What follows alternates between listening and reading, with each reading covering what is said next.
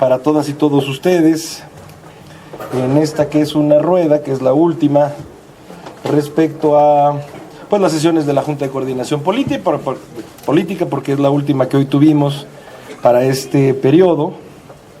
Y como lo hemos venido haciendo, les platico cuáles fueron los acuerdos, algunos ya conocidos, pero en donde quisiera yo puntualizar detalles.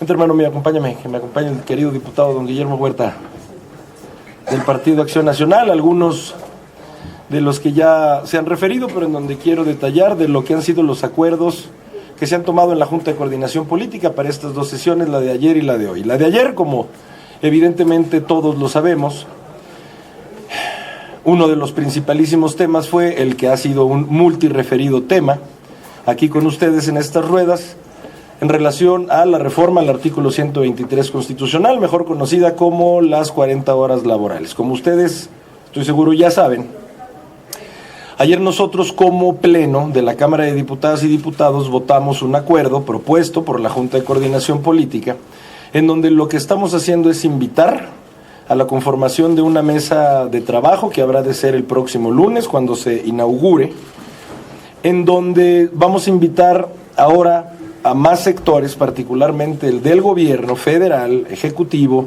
a que den su postura. Y miren, no se trata de repetir lo que yo les he dicho 1,000,000 de veces. ¿Qué les he dicho 1,000,000 de veces que hoy quiero sintetizar en un solo minuto? Acción Nacional, como su coordinador y a nombre del Grupo Parlamentario de Acción Nacional, está a favor de esa reforma. Quiero dejarlo absolutamente puntualizado. Acción Nacional está a favor de una reforma que le ayude a los derechos de las y de los trabajadores en este país. Por más que otras personas quieran vender que el PAN es el que está en contra, Acción Nacional está a favor.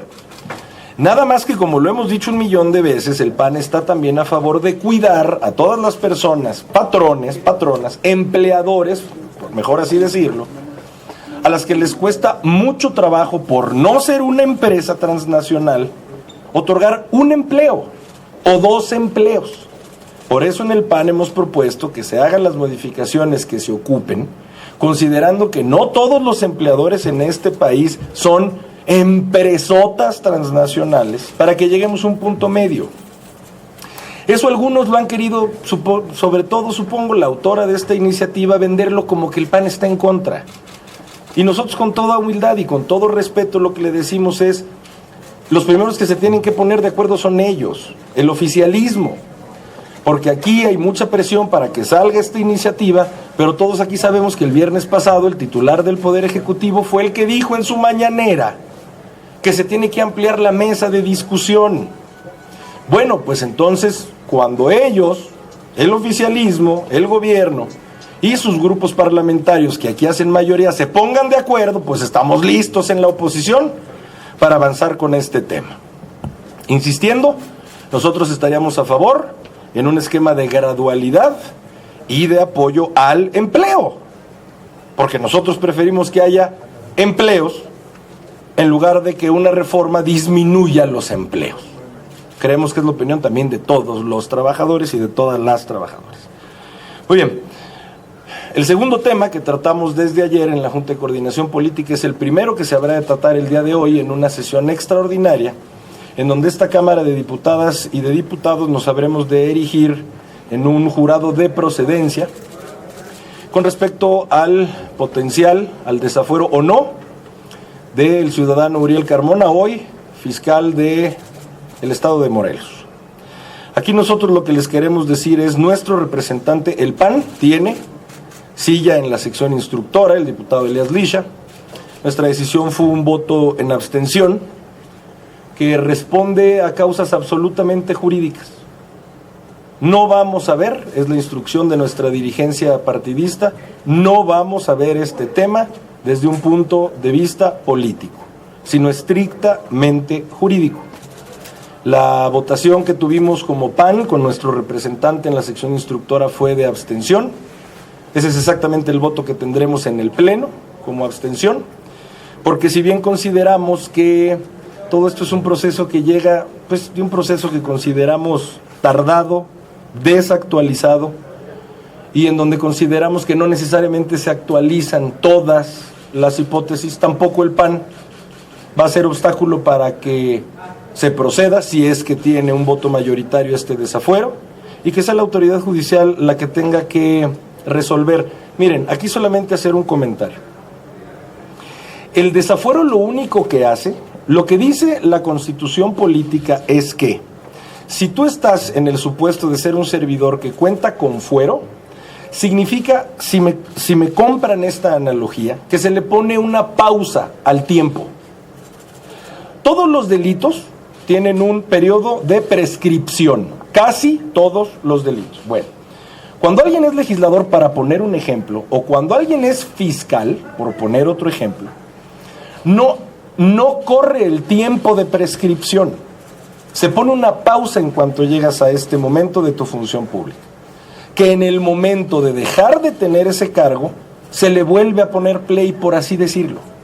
No es estar protegiendo a nadie, ni es tampoco inculpar a alguien. Esa no es la función de un jurado de procedencia como el que se habrá de erigir el día de hoy en esta Cámara.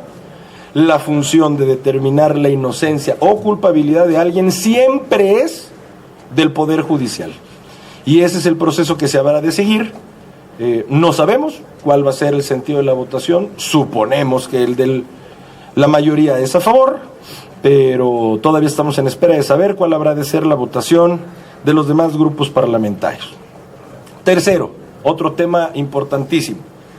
Nosotros hoy estamos a la espera como Cámara, tenemos nuestros propios asuntos, hoy se habrá de votar la cuenta pública, dictámenes que estaban pendientes, pero estamos a la espera de lo que se resuelva en la otra Cámara, en la Cámara de Senadores, particularmente con respecto a un tema muy importante, que es el de la Guardia Nacional, que les comparto de una manera breve.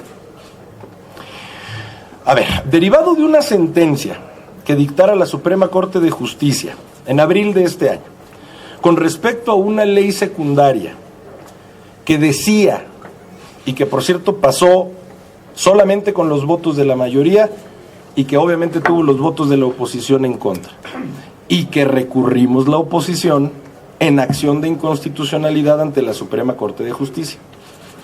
Lo que esa sentencia decía es: bajo ninguna circunstancia se puede considerar, con base en el artículo 21 constitucional, que los elementos de la Guardia Nacional pertenezcan a las Fuerzas Armadas, ni al Ejército, ni a la Marina, ni a la Sedena, ni a la Semar. Entonces, obviamente, al decir esa sentencia que sus efectos empiezan a partir del 1 de enero del 2024, las Fuerzas Armadas consideraron que podía darse una laguna legal respecto al tema que más les importaba a ellos, que también más nos importa a nosotros, y que me parece se habrá de resolver, y me parece también que por unanimidad, mientras hablamos, en el Senado de la República, que es no considerar a los elementos de la Guardia Nacional adscritos a la Secretaría de la Defensa o de la Marina, porque eso es lo primero que nosotros hemos venido defendiendo por 5 años. La Guardia Nacional, la reforma que en el 2019 la oposición le aprobó a este gobierno fue que sea un cuerpo policíaco civil, y de ese énfasis nunca nadie va a mover al Partido Acción Nacional. Pero lo que se está resolviendo en estos momentos en el Senado es que todos los miembros que pertenecen a la Guardia Nacional, estamos hablando de poco más de 120,000 elementos, mujeres y hombres, que pertenezcan a la Guardia Nacional, habrán de conservar sus derechos laborales, sus prestaciones laborales, idénticas que las de la Sedena o de la Semar. Por supuesto que nosotros como PAN y como oposición hemos venido defendiendo los derechos laborales, pues tuvimos una turbulencia aquí mismo por la extinción de fideicomisos, ya sabemos cuáles, del Poder Judicial, en donde nuestra principal bandera fue defender los derechos laborales que se verían afectados por esa extinción. Ergo, en congruencia, obviamente el PAN, y me parece toda la oposición y el oficialismo, insisto, en unanimidad, habrán de votar, así lo tengo entendido, en el Senado, esta reforma, que más que reforma se le está llamando decreto interpretativo, que sí viene contemplado en el artículo 72 constitucional, pero que tiene que cubrir las mismas formalidades que una reforma constitucional. Es decir, que pase por una Cámara de origen, que venga a esta que habrá de ser la revisora, y después por 17 legislaturas locales para completar un proceso equivalente a una reforma constitucional. Nosotros, por ser ese su contenido, aclaro, de mantener a la Guardia Nacional con carácter civil, votaremos a favor, al igual que el Senado, porque es una interpretación que lo único que deja en claro y que apoyamos es que los miembros de la Guardia Nacional conserven las prestaciones que otorgan la Secretaría de la Defensa y la Marina, es decir, las Fuerzas Armadas. Y bueno, dos temas más que brevemente les quiero compartir, que también surgieron de las sesiones de la Junta de Coordinación Política. Primero, decirles que nosotros en el tema de seguridad, por la crisis que muchos estamos viendo, aunque algunos no la quieran ver, y aunque se niegue la realidad de la existencia, por más que todos los demás, millones de mexicanas y mexicanos, nos demos cuenta de que no vivimos en un paraíso de seguridad, no sé cuántas tragedias más hacen falta para que se den cuenta que tenemos una crisis de inseguridad. Estamos invitando como Junta de Coordinación Política, con el mayor de los respetos, con el mejor de los ánimos para dialogar y para construir, a la titular de la Secretaría de Seguridad Pública y Secretaría de Seguridad Ciudadana, la licenciada Rosa Isela, para que nos acompañe y para que platiquemos y la escuchemos y ella nos escuche con toda nuestra cortesía, con toda la cortesía que siempre, me enorgullezco en decir, se ha conservado en la Junta de Coordinación Política, que pues lo digo tal cual, funciona muy distinta al Pleno. En la Junta de Coordinación Política nunca hemos roto nuestra cortesía. Eso no significa que no fijemos nuestras posturas, pero la estamos invitando para el próximo martes 19 y estamos a la espera de su respuesta, que deseamos que evidentemente sea positiva. Y por último, no sé si habrá de ser una pregunta, pero la quiero adelantar. Bueno, me espero a ver si es una pregunta. Bueno, está bien. Como coordinador del grupo parlamentario del PAN, no como presidente de la Junta de Coordinación Política, en mi derecho de coordinador del PAN, aprovecho esta última rueda, bueno, por lo menos respecto a sesiones de la Jucopo, para decir que el PAN está absolutamente en contra de cualquier iniciativa, además, pseudonavideña, que pretenda darle de regalo de Navidad a este país la desaparición de órganos autónomos. Bueno, vamos a poner el cuerpo como oposición, en donde, por cierto, se ocupa una reforma constitucional, lo que significa que se ocupa de los votos de la oposición para tener una mayoría calificada que no tiene el oficialismo, para, si ellos quieren revivir en estas épocas el debate eterno que llevamos en estos 5 años, pues lo revivimos, con gusto, ni modo, con frío, pero con gusto. Una república se compone de división de poderes, y que existan otras instituciones que sean contrapesos a los 3 poderes. Y ese diseño que se ha hecho constitucional es el de organismos constitucionalmente autónomos. Ahora resulta que el INAI está de sobra. Ahora resulta que desde un púlpito mañanero el INAI, o sea, la transparencia, que es un derecho no de los gobiernos, sino de los ciudadanos, que es característica de que seas, así lo dicen teóricos, un Estado moderno, el que exista derecho a la transparencia. Ahora resulta que es una sobra para esta república. Ya no hablar del CRE, ya no hablar del CNH. Es evidente que la postura de la oposición, me atrevo a decir completa, pero particularmente Acción Nacional, va a ser nuestra defensa férrea en contra de cualquier reforma que pretenda meterse con esos contrapesos. Y hacemos obviamente un llamado respetuoso, en verdad respetuoso y cortés, para todas las personas que van a formar parte de estas decisiones en las cámaras, a que desvinculemos las coyunturas electorales o electoreras que están pasando y que sigamos defendiendo a nuestra república. Hacemos ese llamado de verdad, respetuoso y cortés a todas las fuerzas políticas. Esto es a grandes rasgos lo que hemos visto en las 2 sesiones de la Junta de Coordinación Política, y si hubiera alguna pregunta, por supuesto, con mucho gusto estaría a sus órdenes. Sí, muchas gracias, presidente. Ana Raza. Gracias, mi querida Margarita. Gracias, diputados. Buenos días. Tardes. Sí. Buenas tardes a todas y a todos. Diputado, preguntarte en esta comparecencia de Rosa Isela Rodríguez, ¿cuáles serían los temas que ustedes estarían ya apuntando, pues para ser más concretos y también recibir pues las respuestas concretas que se requieren?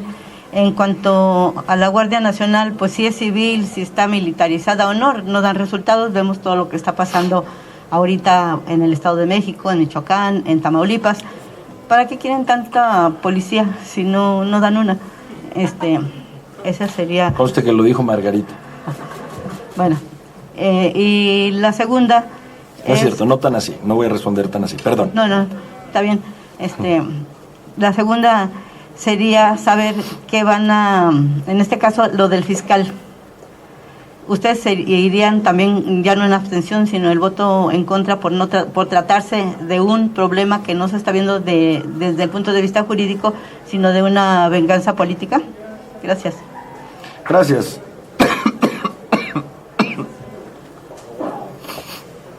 Me alejo, familia querida. A ver, yo creo que las dos primeras, mi querida Margarita, se responden en una, porque es hablar de la seguridad o inseguridad pública que estamos viviendo. Mira, nosotros ponemos no de manera exclusiva, pero sí quizá de manera más representativa, lo que acaba de suceder en el Estado de México. En el sur del Estado de México, incluso lo tuiteé. Es que es obvio que llega un punto en el que la población se harta, pues. Es que es obvio. Eso es lo que pasó en el Estado de México, lamentabilísimamente, hace casi una semana. Cuando es vulgar que llegan a decirte como si fueran el poder, porque son el poder fáctico instituido, a decirte, vengo a cobrarte. ¿Por qué razón? Por la razón de que existes y de que aquí yo soy el poder fáctico. Porque los supuestos poderes formales no existen o están absolutamente rebasados. Existen, pero rebasados o controlados. Pues claro que llega un momento en donde la gente dice, entonces ¿yo para quién trabajo? Ya ni siquiera trabajo para mis hijas o mis hijos. Ya trabajo yo para estos miserables. Bastaba una sola chispa de valentía, como fue, para decir cuánto tiempo más lo vamos a tolerar. Y lo verdaderamente preocupante es, ya se detonó en un lugar, ¿en cuántos lugares más se va a detonar donde la gente dice, miren lo que acaba de pasar en otro lugar, donde hay gente que ya les puso un alto? Eso es lo que pasa, porque además venimos oyendo que se hicieron denuncias desde hace meses de que estaban sucediendo esas extorsiones, de que hay un control fáctico total por parte del crimen organizado y no se hace nada. ¿Por qué? Porque se convoca a los abrazos en este país. Y lo hemos dicho 1,000,000 de veces. Un abrazo, una convocatoria a un abrazo, ¿es una mala política? Pues no, deja tu política, es una buena acción humana. El problema es cuando solo se queda en tu ofrecimiento, donde no te responden con abrazos, donde se burlan de que tu política sea ofrecer abrazos y siguen controlando este país. Pues bien lo decías, mi querida Margarita, eso es precisamente lo que queremos hablar con la secretaria. E insisto, con todo nuestro respeto, las dinámicas en la Junta de Coordinación Política son distintas a las dinámicas del Pleno, donde, por decirlo de alguna manera, se calientan un poquito más las cosas. Queremos escucharla y que nos escuche y ayudar. Si este gobierno pudiera escuchar a los que pensamos distinto, quizás se darían cuenta que queremos también ayudar. Y ojalá acepte esta invitación, que insisto con toda cortesía le hacemos, para que podamos hablar de estos temas, así como se los acabo de decir, pues dejárselos igual de claro a ella. Y ojalá lo pueda ella retransmitir a quien toma las decisiones en este país, que es solo uno, por más división de poderes que digamos tenemos en la Constitución. 2, mira, como te decía, con respecto a la decisión del fiscal, para nosotros la decisión de la abstención es la que consideramos correcta, porque nosotros consideramos que por elementos técnicos debe de ser una decisión que tome el Poder Judicial. Y sobre todo decirte, nosotros estamos también conscientes, yo no tengo el gusto de conocer a la persona en torno a la cual girará este desafuero, no puedo tener ni la más mínima consideración personal, no lo conozco, no tengo el gusto. Él habrá de defenderse como se tenga que defender, estamos a punto de escucharlo, pero nosotros también estamos conscientes que se marcó en la anterior legislatura un precedente muy importante, Ustedes recordarán que en la anterior legislatura, en la 64, se hizo el desafuero, un mismo juicio de procedencia del entonces gobernador de Tamaulipas, Francisco Cádiz Vaca. Lo que se concluyó también por parte del Poder Judicial y de su Congreso local, el de Tamaulipas, fue que, derivado de un análisis del artículo 111 constitucional, lo que procede después de un desafuero, de una procedencia aquí, en la Cámara Federal de Diputadas y Diputados, es, así se interpretó, que se transmita a la legislatura local para los efectos que corresponden. Por lo menos en el caso de Tamaulipas, lo que significó que correspondieran esos efectos es que ellos tenían que hacer la misma declaratoria de procedencia a nivel local. Entonces, no lo sé, pero suponemos que si se sujeta a ese mismo criterio, sin que yo lo pueda categorizar, sería que obviamente él alegara que ahora pasara a una segunda procedencia en su Congreso local del estado de Morelos. Lo que no queremos nosotros, insisto, es que se nos considere ni parte de lo que se pudiera considerar como persecución política, ni parte tampoco de una defensa ciega por quien tiene imputaciones que el Poder Judicial habrá de considerar si son serias o no. Deja tú serias o no, fundadas o no. Mi querida Margarita. Gracias, presidente. Jorge López, de 24 horas. Mi tocayo. Gracias, coordinador. Buenas tardes a los Gracias. compañeros. Dos preguntas, coordinador. Sí, tocayo. Sobre la comisión de trabajo que se está planteando para la reforma laboral, si nos pudiera dar más detalles. Tengo entendido que se instala la próxima semana, creo que el lunes. El lunes. Pero van a participar funcionarios, si ya se sabe qué funcionarios participarían, de qué nivel, cuántas reuniones se tienen programadas a hacer, serán públicas, si nos pudiera dar un poco más detalle de esto, y sobre la reunión que tendrán con la secretaria de Seguridad. Ella planteó en su comparecencia pues la necesidad de que la extorsión se convirtiera en un delito grave. Ella lo argumentaba pues como para intervenir, ¿no? Por quedar en el ámbito federal. Entonces, saber si en la Jucopo se ha planteado o se planteó, creo que ya no va a dar tiempo en este periodo por lo menos, incluir a la extorsión en el catálogo de delitos graves para que se viese obligada la autoridad federal a una intervención, porque pues se lava un poco las manos, ¿no? con esto. Gracias. Gracias a ti, tocayo. Mira, primero decirte que, no voy a decir que fue una idea exclusivamente de la oposición este grupo de trabajo, pero sí tuvo un impulso originario por parte de la oposición. Por una simple y sencilla razón. Miren, se los decía, nosotros estamos de veras en el ánimo de construir una reforma así que beneficia a miles de personas. Ahora, ¿qué es tan difícil de entender? En verdad, ¿qué es tan difícil de entender para el oficialismo cuando la oposición les dice, oye, ¿podemos opinar? ¿Podemos perfeccionar un poco? O sea, ¿puedes entender que si esta reforma cobra vigencia de la noche a la mañana vas a tronar al país? O sea, no puedes entender criterios de transitoriedad, que vaya sectorizadamente aplicándose de manera gradual. O sea, oposición, apoyamos, no por ustedes mayoría, sino por toda la gente. Ahora, ustedes no pueden tener la humildad de entender que se puede perfeccionar. Ahí íbamos en esa ruta. ¿Y cuál fue la respuesta? Yo no voy a decir que de toda la mayoría, pero por lo menos de quien es autora de esta iniciativa y que más le quiere echar la bolita al pan. ¿Cuál fue su respuesta? A esto no se le mueve ni una coma. Bueno. Pues ¿dónde creerán que están? Estamos en una Cámara de Diputadas y de Diputados. Y esta es una reforma constitucional. Aquí no es que les guste o no ponerse de acuerdo con nosotros. Si no se ponen de acuerdo con la oposición, no hay reforma constitucional. Fuera ley secundaria ni nos voltean a ver. Pues llevamos 5 años así. Nosotros no existimos cuando tienen su mayoría. Existimos y se ofenden cuando no tienen su mayoría. Entonces, si a eso le sumamos que fue el mismo presidente de la República, pues del mismo partido que la diputada autora de esta iniciativa, el que dijo, esta se tiene que revisar más, pues que se pongan de acuerdo entre ellos, que es el elemento que más pedimos, que entro a profundidad de tu pregunta. Ahora queremos que además de cámaras empresariales y además de sindicatos, venga la secretaria de Gobernación, venga la secretaria de Hacienda, venga la titular de la Secretaría del Trabajo, por lo menos Gobernación, Trabajo, Hacienda, por lo menos.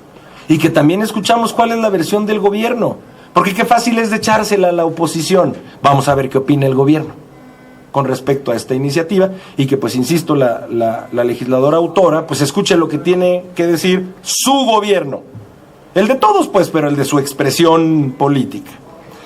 Y respecto a Rosa Isela, te lo digo, mira, si bien acciona a ver, el catálogo de los delitos graves, tocayo, el artículo 19 constitucional, es de los temas más sensibles para nosotros como PAN. Fue de las primeras reformas constitucionales en la anterior legislatura, cuando empezó este gobierno. Recordarás, huachicol, robo a casa habitación, corrupción, delincuencia organizada, armas fue posterior. Pero es, insisto, el catálogo del artículo 19 de los que son delitos graves, que para toda la gente que nos escucha o vea, ¿qué significa que un delito sea grave o no? Sale que cuando es grave no preguntas, te vas directamente por una prisión preventiva oficiosa. Eso significa que sea delito grave. En la 64, por este catálogo que te acabo de decir, el PAN incluso votó dividido. No votó el PAN en el mismo sentido, porque algunos creen, y lo sostienen, o lo sostenemos dentro del PAN, que en un país, de por sí en cualquiera, pues ahora en para como vemos las cosas, es muy delicado determinar prisión preventiva oficiosa, en donde ni se te escucha, o lo que quieras decir y se te escuche ya es adentro. O sea, nosotros consideramos que eso no es una característica pues precisamente democrática. Al contrario, la tendencia en los países democráticos es ir bajando el catálogo de delitos graves. Pero por otro lado, nosotros considerábamos que hay conductas delictivas que en verdad no se merecen ni que se les escuche. O sea, esto para nosotros es un dilema real. Y nosotros lo que te puedo contestar, tocayo, a estas alturas, es que el delito de extorsión, que hoy por hoy no está en el catálogo del artículo 19, por eso se promueve que pueda ser un delito grave, es algo que nosotros vamos a verdaderamente revisar. Esta también sería una reforma constitucional, escuchar a todas las personas que tenemos que escuchar. Como bien se dice por ahí, es un tema demasiado importante para dejárselo solamente a políticos y políticas, para usar un lenguaje inclusivo. Y lo tenemos que escuchar de especialistas y de ciudadanos, y decirte que nosotros, con ese antecedente de saber cuándo abusas, pero cuándo ya se ocupa, es como encontraremos el equilibrio y una decisión. Vamos a ver si se anima a venir la secretaria, si habrá de ser una propuesta formal por parte de ella. Querido tocayo. Gracias, presidente. Por último, Héctor Guerrero, de Televisa. Gracias, mi querido Héctor. Diputado, gracias. Yo nada más dos precisiones, ya lo mencionó, pero creo que sí es importante saberlo. Exactamente, la abstención del PAN en el juicio de desafuero contra el fiscal de Morelos es porque considera que no hay los elementos suficientes de la Fiscalía General de la República o el Ministerio Público Federal para acusarlo. Es correcto. ¿Ustedes lo consideran así? Es correcto. Que no los hay. Es correcto. Pero si tampoco queremos votar en contra es porque para nosotros en nuestro análisis lo que existe es una ambigüedad. Le entro al detalle. Esto de entrar desde hace 5 años, no sé si tantos, esto es de la anterior legislatura, es de menos, ¿no? Han de ser unos 2 años y medio. Del 20. Correcto, 3 años, casi 4. En ese momento, el tipo, me parece, yo sé que esta persona se le han asociado con más tipos, pero tipos penales, con otros delitos, a posteriori de este proceso. Este proceso, el que se vota hoy, solo puede girar en torno al que se le atribuyó en el año que tú decías. No se pueden argumentar más cosas que se escucharon de esta persona después. Eso no se puede por ley. En ese entonces lo que se le atribuyó fue el delito de, corrígeme si estoy mal, ejercicio indebido de la función pública.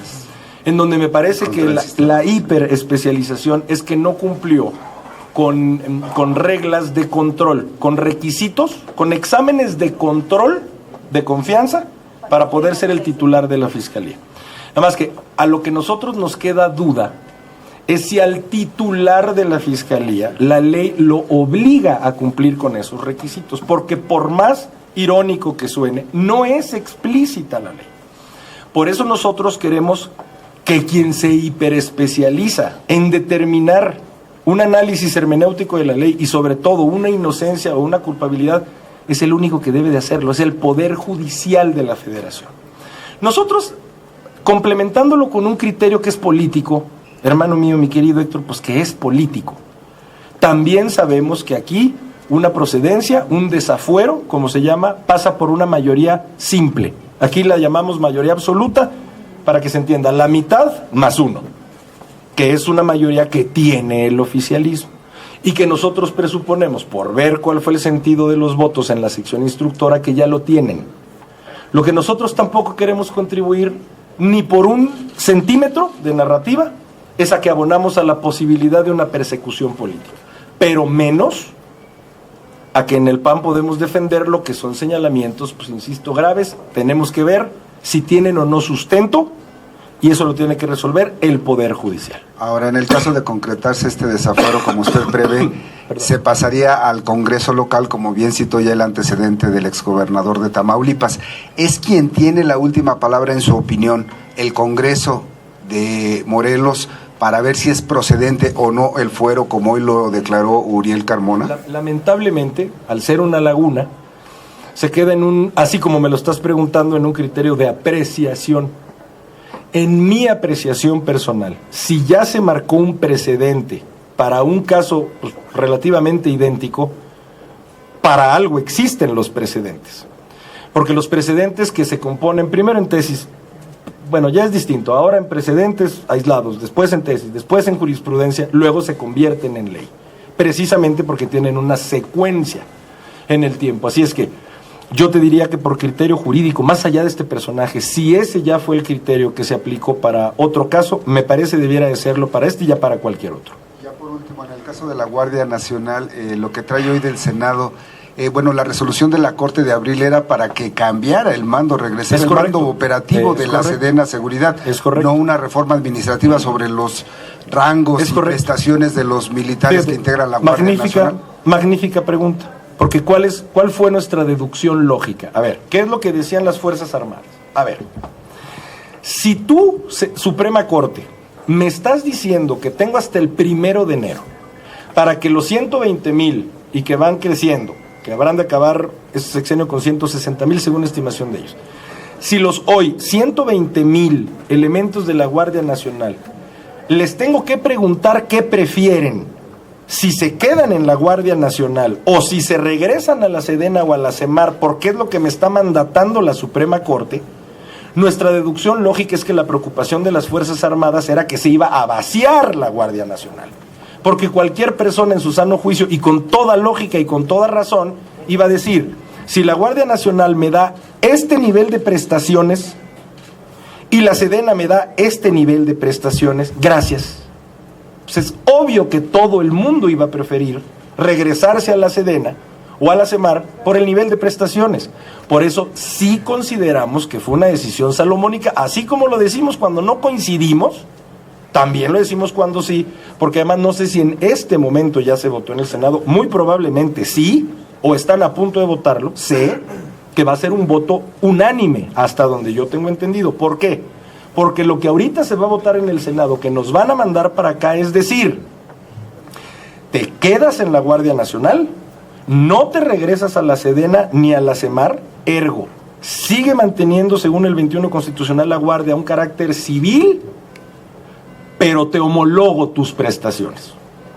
Sí consideramos que es una solución realmente sensata.